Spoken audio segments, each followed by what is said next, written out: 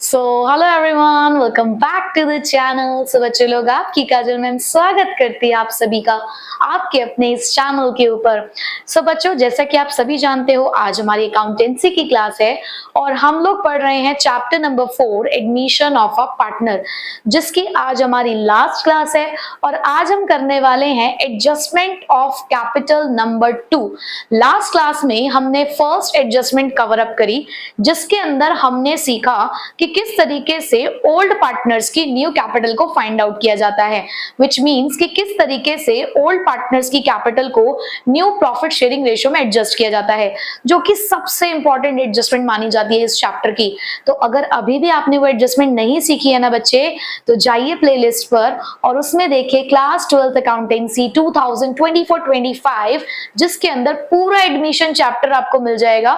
तो वहां जाकर अगर आपने कोई भी टॉपिक नहीं समझा है तो वहां से आप जाकर समझ सकते हैं, ठीक है। तो चलिए आज की क्लास को स्टार्ट करते हैं। तो फटाफट से अपना रजिस्टर, बुक और पेन लेकर आ जाओ। बच्चों, अब हम पढ़ने जा रहे हैं अपनी कैपिटल एडजस्टमेंट नंबर 2, जहां पर आज हम सीखेंगे कि किस तरीके से न्यू पार्टनर की कैपिटल को फाइंड आउट किया जाता है। जैसे कि पिछली एडजस्टमेंट में हमने सीखा कि at the time of reconstitution of firm किस तरीके से ओल्ड पार्टनर्स की न्यू कैपिटल कैलकुलेट की जाती है। आज हम सीखेंगे कि किस तरीके से हम न्यू पार्टनर्स की कैपिटल को फाइंड आउट करेंगे, ठीक है। तो हमारे लिए इसीलिए ये कैपिटल एडजस्टमेंट नंबर 2 आती है, क्योंकि यहां पर हम नए पार्टनर की कैपिटल निकाल रहे हैं, वहां पर हमने ओल्ड पार्टनर्स की कैपिटल निकाली। तो इसके जो हमारे स्टेप्स हैं, उसमें स्टेप नंबर 1 है calculate the combined adjusted capital of old partners, which means कि आपको सबसे पहला काम क्या करना है, आपको अपना पार्टनर्स कैपिटल अकाउंट बनाना है भाई। वहां पर आपको सारी एडजस्टमेंट कर लेनी है, लाइक गुडविल की, reserves, accumulated profits, losses, fictitious assets और नए पार्टनर की गुडविल का आना। और उसके अलावा अगर कोई भी आपके एडजस्टमेंट हो, लाइक रिवैल्यूएशन वगैरह, सब कुछ आप लोगों ने वहां पर कर लेना है ओल्ड पार्टनर से रिलेटेड। और अगर मैं इन शॉर्ट आपसे कहूं तो आप इनके निकाल लीजिए बैलेंस सीडीज, यानी कि आफ्टर ऑल एडजस्टमेंट अब जब हम लास्ट में बिल्कुल बैलेंसेस निकालते हैं ना, तो बैलेंसेस निकाल लो। क्यों? क्योंकि बच्चे यहां पर ना हमें ओल्ड पार्टनर्स की कैपिटल को बदलना नहीं है, हमें ओल्ड पार्टनर्स की कैपिटल का कुछ नहीं करना, हमें तो नए पार्टनर की कैपिटल चाहिए।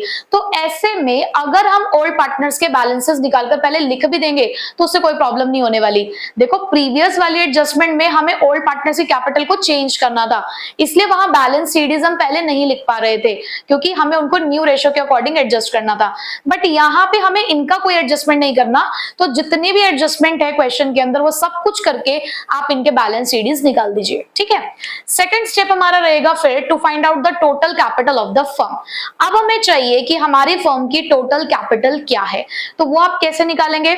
आपने अपने ओल्ड पार्टनर्स की एडजस्टेड कैपिटल्स निकाल ली होंगी, तो आप करेंगे उन एडजस्टेड कैपिटल्स का टोटल और उसको मल्टीप्लाई करेंगे the reciprocal of their combined share, which means कि सपोज करिए कि किसी नए पार्टनर को फर्म में एडमिट किया जाता है 1/4 शेयर के लिए, राइट। तो यहां पर रिमेनिंग शेयर कितना बचेगा हमारे ओल्ड पार्टनर्स के लिए, 1 - 1/4, which is equal to the 3/4 share. तो ये बताता है कि ये जो 3/4 शेयर है ये हमारे ओल्ड पार्टनर्स का कंबाइंड शेयर है। तो आपको क्या करना है, उसी 3/4 का रेसिप्रोकल, विच मींस 4/3, उससे आपको इसको मल्टीप्लाई करना है। अब बच्चे देखो, हम क्यों कर रहे हैं ये सब काम। अगर मुझे टोटल कैपिटल से इनकी कैपिटल निकालनी होती तो मैं इनका जो कंबाइंड शेयर है उसे मल्टीप्लाई करती, बट अब मुझे टोटल कैपिटल निकालनी, मुझे रिवर्स जाना है, तो मुझे इनके शेयर को भी क्या करना पड़ेगा, रिवर्स करना पड़ेगा ना। तो जस्ट ये एक मैथमेटिकल इक्वेशंस को सॉल्व करने का तरीका है, ठीक है। तो इससे मुझे मिलेगी total capital of the firm, और जब मुझे total capital of the firm मिल गई तो उससे मुझे मिल जाएगी न्यू पार्टनर्स कैपिटल, क्योंकि मैं क्या करूंगी, सीधे सीधे total capital of the firm को मल्टीप्लाई कर दूंगी न्यू पार्टनर्स शेयर से। तो बस बहुत ही सिंपल सा काम है न्यू पार्टनर की कैपिटल निकालना, बहुत इजी होती है ये वाली कैपिटल एडजस्टमेंट। अच्छा, अगर आप चाहें तो इन दोनों स्टेप को ना कर एक सिंगल स्टेप भी आप यूज कर सकते हैं, विच मींस कि अगर आपको एक स्टेप स्किप करना है तो आप कर सकते हो। जैसे कि आप यहाँ पर combined capital of old partners into reciprocal of combined share कर रहे हो, वहीं पे अगर आप इनटू कर दो न्यू पार्टनर शेयर तो आपको डायरेक्टली न्यू पार्टनर्स कैपिटल मिल जाएगी। इस फॉर्मूले को सॉल्व करके आपको डायरेक्टली न्यू पार्टनर्स कैपिटल मिल जाएगी। तो मतलब आपको total capital of the firm निकाल कर दिखाने की जरूरत नहीं है। प्लस पता है क्या होता है, इससे आपका जो कैलकुलेशन वर्क है वो भी कम हो जाता है, क्योंकि पहले आपको यहाँ पर सॉल्व करना होगा, फिर उस चीज को यहाँ पर सॉल्व करना होगा, तो काम बढ़ जाता है। अगर आप कंबाइंड यूज करोगे अपना स्टेप तो आपका काम कम हो जाएगा, ठीक है। सो ये है हमारे स्टेप्स जो हमें यहाँ पे यूज करने हैं। सो फटाफट से अब इसका एक क्वेश्चन सॉल्व करते हैं और आज की क्लास को खत्म करते हैं, और क्लास खत्म करने के साथ साथ इस चैप्टर को भी कंप्लीट करते हैं। सो बच्चों हम करने जा रहे हैं क्वेश्चन नंबर 74। आप लोग निकाल लीजिए, पेज नंबर 4.115 पर है, ठीक है। So question is, Raman and Rohit were partners in a firm sharing profit and losses in the ratio of 2:1। On 31st March 2018, their balance sheet was as follows। तो आपको यहाँ पर एक पूरी बैलेंस शीट दे रखी है, उनकी कैपिटल्स है इसके अंदर, वर्कमैन कंपेंसेशन फंड है, क्रेडिटर्स हैं, एसेट साइड में plant and machinery, furniture and fixture, stock, debtor, provision, bank balance है। नेक्स्ट पेज पे चलते हैं। लिखा है, on the above date Saloni was admitted in the partnership firm and the Raman surrendered 2/5 of his share and Rohit surrendered 1/5 of his share in favor of Saloni। बच्चे अब मैं एक चीज भी आपको और सिखाते हुए चलना चाहती हूँ कि जब भी आप क्वेश्चंस को रीड करते हैं, हालांकि ये बातें मैं आपको पहले फर्स्ट चैप्टर में भी बताई हैं, हर चैप्टर में ही मैं आपको ये चीज कहती हूँ कि जो क्वेश्चन की मेन चीजें होती हैं, आप क्वेश्चन को पढ़ते टाइम ही उसको अंडरलाइन किया कीजिए, क्योंकि आपको एग्जाम में टाइम वेस्ट नहीं करना कि आप बार बार क्वेश्चन को पढ़े, बार बार उसमें से चीजों को फाइंड आउट करें। तो आपको एक चीज पता चल चुकी है कि रमन और रोहित दो पार्टनर्स हैं, उनकी ओल्ड रेशियो 2:1 है, तो हमें उसको अंडरलाइन करते हुए चलना है। ऐसे ही बैलेंस शीट में जब मैंने वर्कमैन कंपेंसेशन फंड देखा, तो एक समझदार बच्चे बनते हुए आपको क्या करना है, उस वर्कमैन कंपेंसेशन फंड को भी बॉक्स में डाल देना है, क्योंकि ऐसा हो सकता है कि कोई क्लेम दे रखा हो हमें वर्कमैन कंपेंसेशन के लिए, ठीक है। फिर जब नेक्स्ट पेज पर आए तो हमने ये पढ़ा कि सलोनी को पार्टनरशिप फर्म में एडमिट किया गया, उसका कोई शेयर नहीं गिवन हमें क्वेश्चन में कि कितने शेयर के लिए हमने उसको बिजनेस में एडमिट किया है, बट ये बात उसके अंदर लिखी हुई है कि वहां पर जो रमन है वो अपने शेयर का 2/5 देगा और जो रोहित है वो अपने शेयर का 1/5 सरेंडर करेगा। तो यहां से हमें क्या मिल रहा है, मैं कहूंगी आप इस लाइन को अंडरलाइन कर लीजिए, क्योंकि ये आपके काम आने वाली है, क्योंकि यहां से मिलेगी हमें सैक्रिफाइसिंग रेशियो। और आपको पता है ना कि सैक्रिफाइसिंग रेशियो हमारे लिए कितनी इंपॉर्टेंट है इस चैप्टर के अंदर, क्योंकि जो नए पार्टनर की गुडविल होती है वो हमें सैक्रिफाइसिंग रेशियो में ही एडजस्ट करनी होती है, ठीक है। तो अभी मैं आपको सैक्रिफाइसिंग रेशियो निकालना भी बताती हूँ, उससे आगे पढ़ लेते हैं। हमें प्लांट एंड मशीनरी को रिड्यूस करना है, फर्नीचर और फिक्सचर्स को भी रिड्यूस करना है, प्रोविजंस को इंक्रीज करना है, क्लेम है हमारे पास वर्कमैन कंपेंसेशन का, एक लाइबिलिटी है क्रेडिटर से रिलेटेड जो अराइज नहीं हुई है। Saloni will bring 42,000 as a share of goodwill premium and proportionate capital। अब हमें कैसे पता चलेगा मैम कि कैपिटल एडजस्टमेंट का क्वेश्चन है? बच्चे लास्ट वाला पॉइंट देखिए ना, लास्ट वाले पॉइंट में लिखा है that Saloni will bring 42,000 as a goodwill premium. हमें ये तो बता दिया है कि वो अपने गुडविल के लिए कितना प्रीमियम लेकर आ रही है, और यहाँ पर भी एक बात पता चल रही है कि प्रीमियम ला रही है, जो गुडविल है वो कैश में आ रही है, तो इस बात का भी हमें ध्यान रखना होता है। दूसरी बात उन्होंने कहा है वो प्रोपोर्शनेट कैपिटल लाएगी। प्रोपोर्शनेट कैपिटल क्या, कितनी, हमें नहीं पता, तो दैट मीन्स हमें यहाँ पर नए पार्टनर की कैपिटल फाइंड आउट करनी है, क्योंकि पूरे क्वेश्चन में कहीं पर भी मेरे पास नए पार्टनर की कैपिटल ही नहीं है, ठीक है। सो अब मुझे क्वेश्चन के अंदर बनाना है रीवैल्यूएशन, पार्टनर्स कैपिटल अकाउंट और बैलेंस शीट, ठीक है। बट उससे भी पहले मैं आपको यहाँ पर कुछ कैलकुलेशन करके दिखा रही हूँ, जहां पर हम सैक्रिफाइसिंग रेशियो निकाल रहे हैं और नए पार्टनर का शेयर निकाल रहे हैं। क्यों? क्योंकि एडजस्टमेंट्स में हमें उसकी जरूरत पड़ेगी, तो यहीं से हम सैक्रिफाइसिंग रेशियो निकालते हुए चलेंगे ताकि आगे हमें बार बार कैलकुलेशन ना करनी पड़े, ठीक है। सो देखो बच्चों, यहाँ पर मैंने इंपॉर्टेंट चीजें लिख दी हैं, लाइक रमन एंड रोहित 2:1 में शेयर कर रहे थे प्रॉफिट और लॉस, ये उनकी कौन सी रेशियो है, ये उनकी ओल्ड रेशियो है। उसके बाद हमें पता चला कि सलोनी का शेयर कितना है, पता नहीं कितना है, बट हाँ ये बता दिया गया था कि रमन अपने शेयर का 2/5 सरेंडर करेगा। तो भाई रमन का अपना शेयर कितना है, रमन का अपना शेयर है 2/3। इसी तरीके से ये पता चला कि रोहित अपने शेयर का 1/5 शेयर देगा, तो रोहित का कितना शेयर है, 1/3। तो अब हम फाइंड आउट कर लेते हैं कि इन दोनों ने सलोनी को कितना कितना शेयर प्रोवाइड करा। तो रमन ने तो दिया है 4/15 शेयर, वहीं पर रोहित ने दिया है 1/15 शेयर। तो ऐसे में हमें सलोनी शेयर कितना मिलेगा, भाई जितना इन्होंने सेक्रीफाइस किया उतना ही सलोनी को शेयर मिला। तो इसने सेक्रीफाइस किया 4/15 और इसने किया 1/15, तो शेयर आता है 5/15 या आप कह सकते हो 1/3। तो यहां से हमें सलोनी का शेयर मिल चुका है जो कि कितना है, 1/3। उसके बाद बात आती है कि भाई मैडम सेक्रीफाइसिंग रेशियो भी तो चाहिए, वो कितनी है हमारे पास। बच्चे देखो जितना ये सेक्रीफाइस कर रहे हैं, जितना इन्होंने सरेंडर किया अपने शेयर का, भाई इनका सेक्रीफाइस पार्ट है। तो यहां से अगर आप देखो तो 4/15 और 1/15 डिनोमिनेटर सेम है, तो यहां से आपको सेक्रीफाइसिंग रेशियो मिल रही है 4:1। ठीक है, तो जो मेन चीज थी वो हमें मिल चुकी है। एक तो हमें चाहिए थी सेक्रीफाइसिंग रेशियो, वो हमें मिल गई है, और हमें चाहिए था सलोनी का शेयर, हमें वो भी मिल चुका है। तो अब हम रेडी हैं रिवैल्यूएशन अकाउंट बनाने के लिए, क्योंकि ये इंफॉर्मेशन रिवैल्यूएशन के लिए तो जरूरी नहीं है, बट अभी जब हम पार्टनर्स कैपिटल अकाउंट बनाएंगे तो वहां पर हमें चाहिए, तो हमने पहले से कैलकुलेट करके रख लिया है। चलो अब फटाफट से रिवैल्यूएशन बनाते हैं। सो बच्चों देखिए, रिवैल्यूएशन के लिए हमारे पास पहला पॉइंट है that plant and machinery will be reduced by 35,000 and furniture and fixtures will be reduced to 58,500। अब देखो यहाँ पे दो एसेट्स के रिडक्शन की बात हो रही है, और एसेट्स का कम हो जाना हमारे लिए क्या होता है, नुकसान। तो अगर वो नुकसान होता है तो वो किस साइड लिखा जाएगा, डेबिट साइड में लिखा जाएगा। अब यहां पर उन्होंने बाय और टू का डिफरेंस समझाने के लिए दोनों ही चीजें दी हैं। बच्चे उन्होंने पहले में बोला plant and machinery will be reduced by 35,000, which means कि प्लांट एंड मशीनरी की वैल्यू 35,000 से रिड्यूस हो गई है। तो उन्होंने आपको चेंज्ड वैल्यू डायरेक्टली दी है, तो यहां आप लिखेंगे टू प्लांट एंड मशीनरी। ये जो बाय के बाद अमाउंट है, क्योंकि इतने से ही चेंज हुआ है, तो आपने एज इट इज 35,000 लिख दिया है। बट वहीं पे उन्होंने फर्नीचर एंड फिक्सचर्स के लिए कहा that furniture and fixtures will be reduced to 58,500। इतने तक हो गया है। तो पहले कितने थे हमारे फर्नीचर्स एंड फिक्सचर्स, 65,000 के। तो आप 65,000 में से माइनस करेंगे 58,500, उसके बाद आप यहां पर वैल्यू लिखेंगे। तो मैं आपको याद रखने के लिए यहां ब्रैकेट में लिख भी देती हूं कि हमने यहाँ पे माइनस करके इस वैल्यू को निकाला है, जो कि है 6500। ठीक है, ये आपकी चेंज्ड वैल्यू है। उसके बाद लिखा है provision for bad and doubtful debts will be increased by ₹3,000। आपको प्रोविजन को भी 3,000 से बढ़ाना है, मींस कि आपके डेटर्स के कम होने के चांसेस और बढ़ गए हैं 3,000 से, तो ये भी आपके लिए नुकसान है।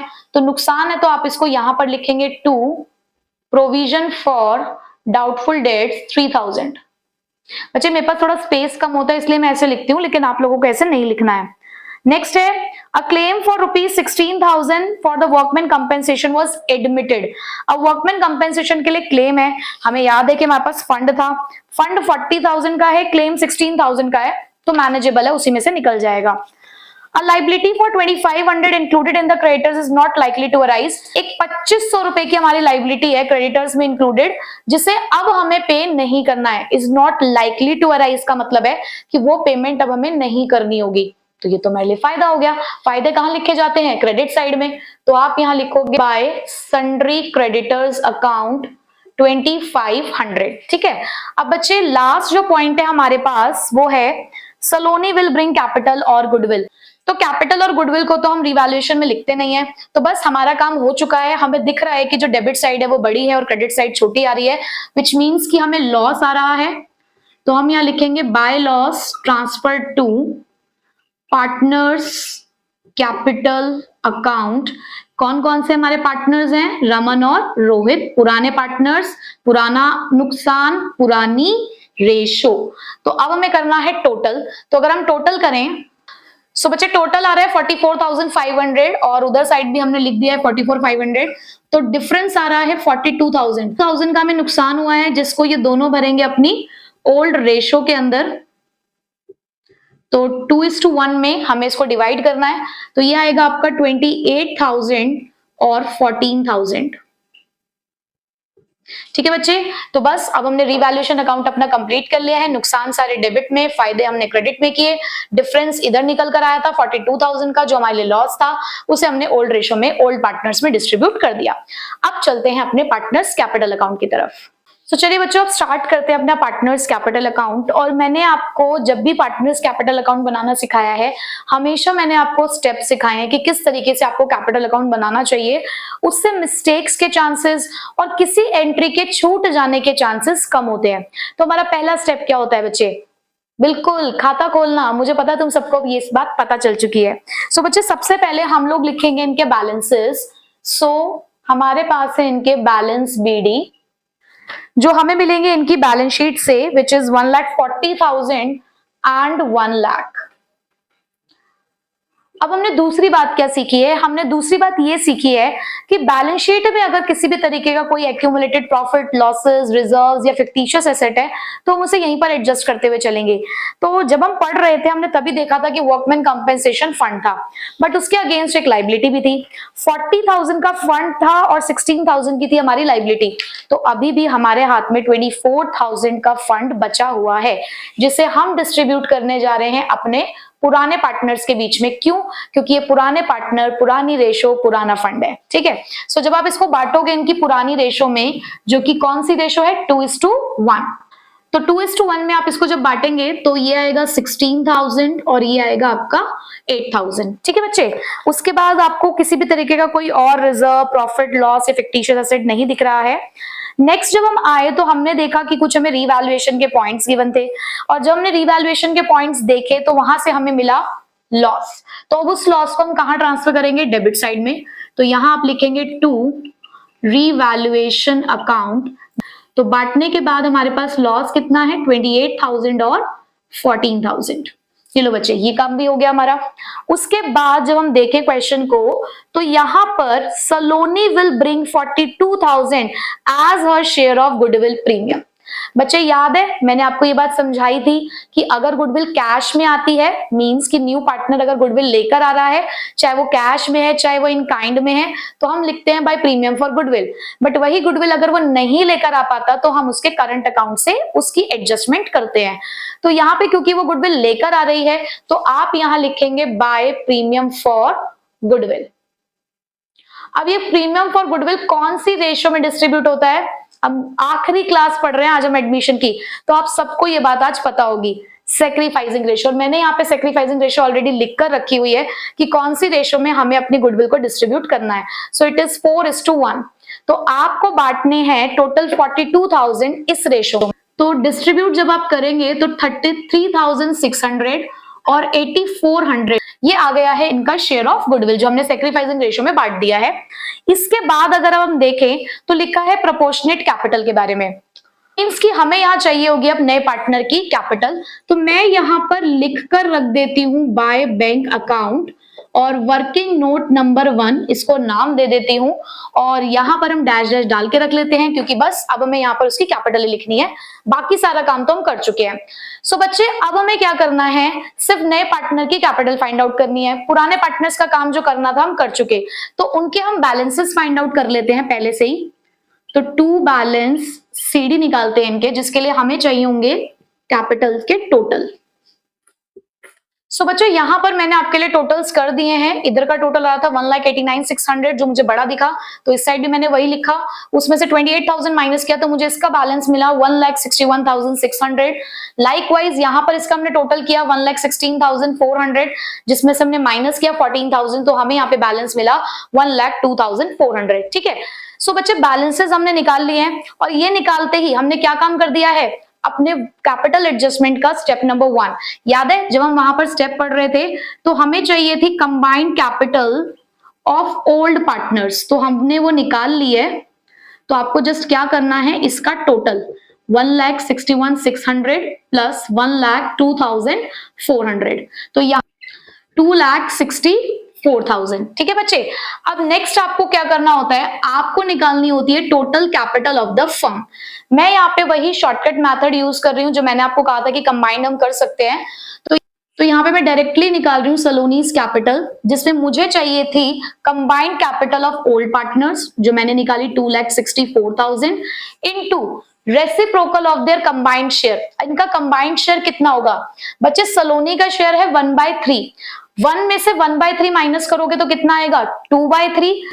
तो यहां पर आप इसे मल्टीप्लाई करेंगे 3/2 से। हमने क्या कर दिया? उसके शेयर का रेसिप्रोकल इनटू सलोनी शेयर। तो सलोनी का शेयर कितना है अब यहाँ पर? 1/3।